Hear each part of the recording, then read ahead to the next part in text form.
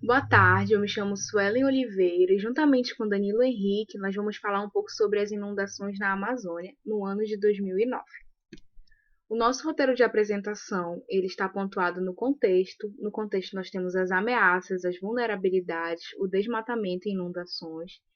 No tópico 2 nós temos um evento adverso, no 3 os impactos, no 4 aprendizagens e nós temos as nossas referências. Bom, a Amazônia é considerada a região de maior biodiversidade do planeta, e não sendo exclusivo do território brasileiro. Ela é um conjunto de ecossistemas que correspondem tanto à floresta quanto à bacia hidrográfica. E a bacia hidrográfica compreende a bacia do Rio Amazonas, com 25 mil quilômetros de extensão. Souza, no ano de 2020, afirmou que 17% desse bioma foi devastado nos últimos 50 anos. Bom, a Amazônia ela compreende 6 países, são eles o Brasil, o Peru, a Colômbia e a Venezuela, e parte desse bioma que está localizado no território brasileiro é chamado de Amazônia Legal. A Amazônia Legal, que está somente no território brasileiro, ela conta com os estados Amazonas, Acre, Pará, Amapá, Roraima, Rondônia, Mato Grosso, Maranhão, Goiás e Tocantins. Nós podemos ver a Amazônia Legal na parte do mapa verde claro. Bom, a área ela compreende 50 milhões de quilômetros quadrados, que representa 59% do território brasileiro, e desses 59% ela conta com 775 municípios, e a Amazônia Legal ela é 67% das florestas tropicais do mundo. Há quem diz até que em dimensões ela seria o sexto maior país do mundo. Bom, nessa tabela nós podemos ver o grau de urbanização ocorridas na Amazônia Legal. Nós percebemos que durante os anos, em todos os estados, esse grau vem crescendo. Mais pessoas estão colaborando para esse grau de urbanização aumentar. Bom, a Amazônia ela é um bioma muito característico, né? Muito peculiar. E ela também é conhecida pelos seus núcleos populacionais que vivem ao longo dos rios. Essas pessoas, consideradas ribeirinhas, uma comunidade tradicional, né? Elas têm que se adaptar aos fenômenos naturais na Amazônia. As pessoas vivem lá ou por uma questão política, ou por uma questão econômica, ou por uma questão social mesmo. Então elas precisam se adaptar às enchentes, às vazantes, aos fenômenos climáticos e também ao fenômeno de terras caídas, né? Como nós podemos ver nessa foto aqui ao lado. Foi um fenômeno que aconteceu no ano de 2009.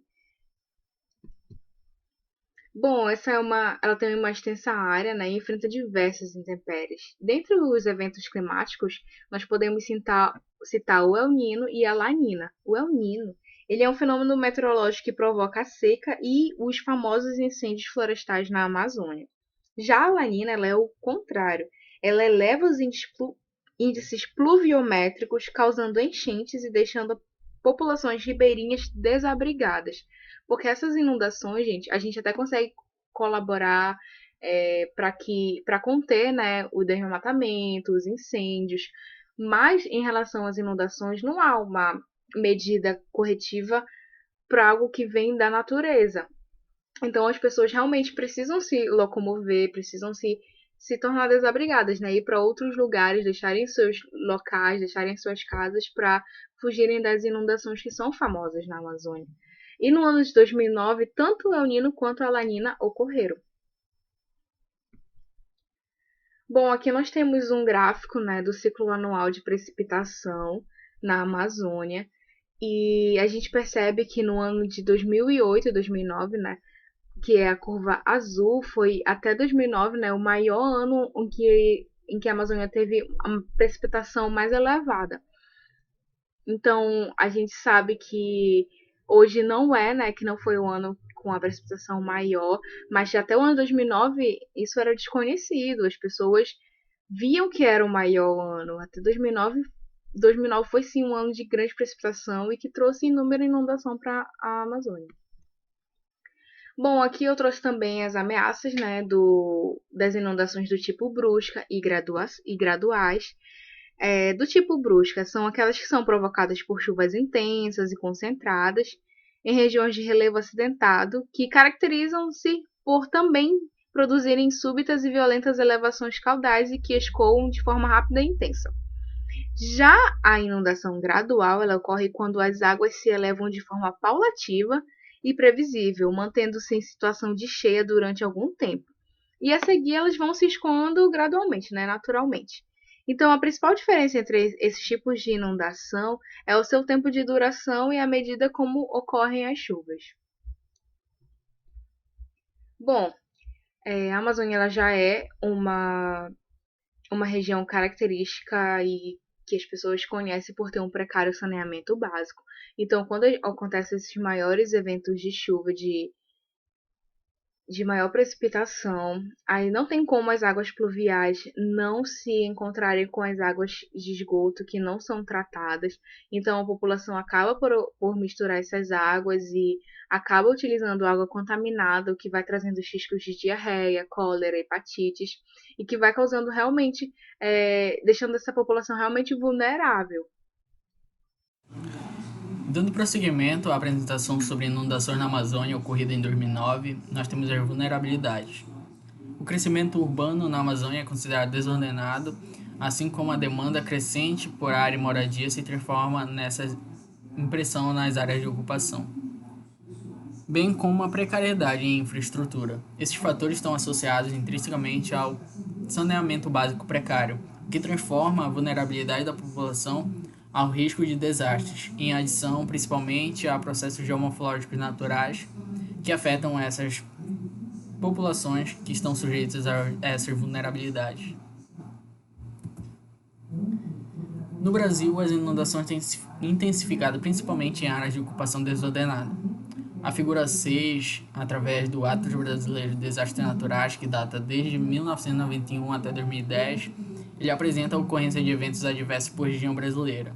A região foco nossa é a região norte e a região amazônica, que tem principalmente, em relação a esses eventos, os processos de inundações e o desmatamento. Por que falar de desmatamento e inundações nessas regiões?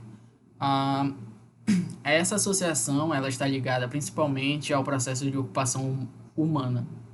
A Amazônia ela está diretamente ligada a áreas protegidas, como qualquer outro bioma. São 388 unidades de conservação, mas ainda assim é um bioma muito ameaçado, principalmente por questões políticas, sociais e econômicas. A figura 7 ela mostra a perda da floresta primária no Brasil no intervalo entre 2002 até 2018. A gente vê um decréscimo nessa perda de floresta a partir de 2008 e um crescimento entre 2009 até 2010 e oscilando até 2018. A pertinente informação entre desmatamento e inundações, como havia dito anteriormente, é o processo de ocupação. A população da Amazônia ela se encontra principalmente às margens dos rios, principalmente ocupando áreas de várzea e matas ciliares, que são matas que têm uma propensão a inundações naturais e que são áreas consideradas sensíveis. Evento adverso hazard. Evento adverso, que são conhecidos como hazards, são eventos que se originam a partir de processos naturais associados à geodinâmica interna ou externa da Terra, que são eventos que mudam a geodinâmica, assim como também a cultura, e que se transformam através do tempo. O site UOL, em 2009, ele destacou: o Rio Negro subiu mais 2 centímetros em Manaus. Chegou a 29,71 metros, superando o antigo recorde histórico de 29,69 metros e registrado em 1953. A medição do rio é feita desde 1902 e, portanto, é possível dizer que é a maior cheia nos últimos 107 anos. Em contrapartida, o site Globo, em 2009, também destacou o mesmo evento, mas diferente em uma diferente região. Na região, no Rio Grande do Norte, em Alagoas, Sergipe, Ceará e Maranhão, as famílias viraram retirantes das enchentes. Todos os estados do Nordeste ficaram debaixo d'água. E o exército trabalhou como na guerra para levar água, comida e remédios aos lugares isolados. O evento Hazard, ele é um evento grande que muda a geodinâmica ou a cultura ou até mesmo os costumes em geral da população. As inundações ocorridas em 2009, elas ocorreram em diferentes biomas, em diferentes regiões geográficas e de diferentes formas, afetando muitas pessoas. E pode ser considerado um evento adverso hazard. Os impactos, sejam eles danos humanos, materiais, econômicos e ambientais. Ao todo, foram 12 estados afetados, onde houve mais de 1 milhão de pessoas diretamente afetadas, seja pela perda de moradia, perda de materiais domésticos e perdas econômicas. Esses impactos eles ocorrem principalmente ou de forma mais grave às populações mais vulneráveis economicamente. São populações que se encontram principalmente em áreas de risco, em áreas mais sensíveis às inundações, que se encontram nas áreas de várzea e matas ciliares, que através do processo de desmatamento perderam as suas características naturais e se encontram mais propícias a eventos naturais com a adição de efeitos antrópicos. Também temos as perdas econômicas, já que foram afetadas diretamente as pessoas, o comércio, as moradias. E também temos as perdas ambientais, já que após um processo de inundação nós temos uma quantidade de lixo, assim como as questões de saúde pública, através das doenças surgidas das inundações. E principalmente da deficiência do saneamento básico. As aprendizagens.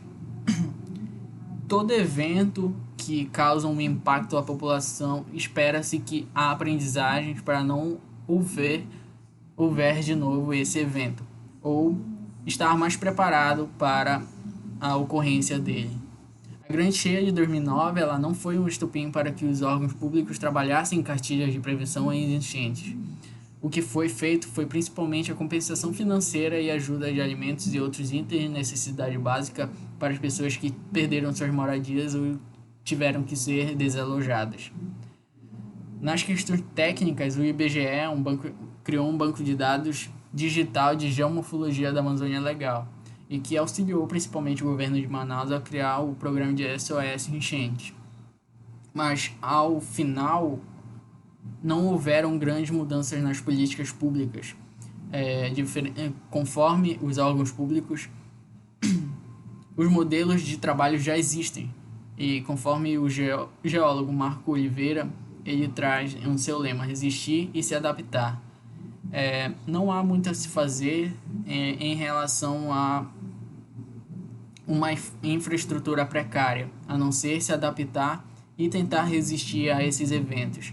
Mas o que principalmente ocorre é uma elevação desses riscos e principalmente uma elevação no que se refere ao grau dessas inundações.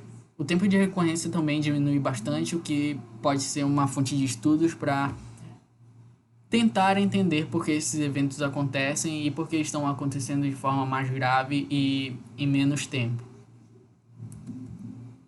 Os comentários finais. A região amazônica é uma região grande, são cerca de 5 milhões de quilômetros quadrados e que cerca de 70% da população amazônica se encontra nas cidades. Tem um densamento populacional enorme e o processo de urbanização na Amazônia se dá pela acomodação às margens dos rios, principalmente pelo desmatamento de áreas de várzea e matas ciliares. E os habitantes das margens dos rios ou têm que aprender a viver e conviver com a dinâmica de enchentes e vazantes e, ao mesmo tempo, com os fenômenos climáticos. Todos esses fatores influenciam diretamente numa vida atípica na região amazônica. É uma região que tem um contraste bastante evidente em relação ao restante do país. É uma região que tem fatores naturais bastante claros e que essa população tem que aprender a conviver e viver conforme as características naturais dessa região, mas também criar mecanismos para não sofrer por esses eventos.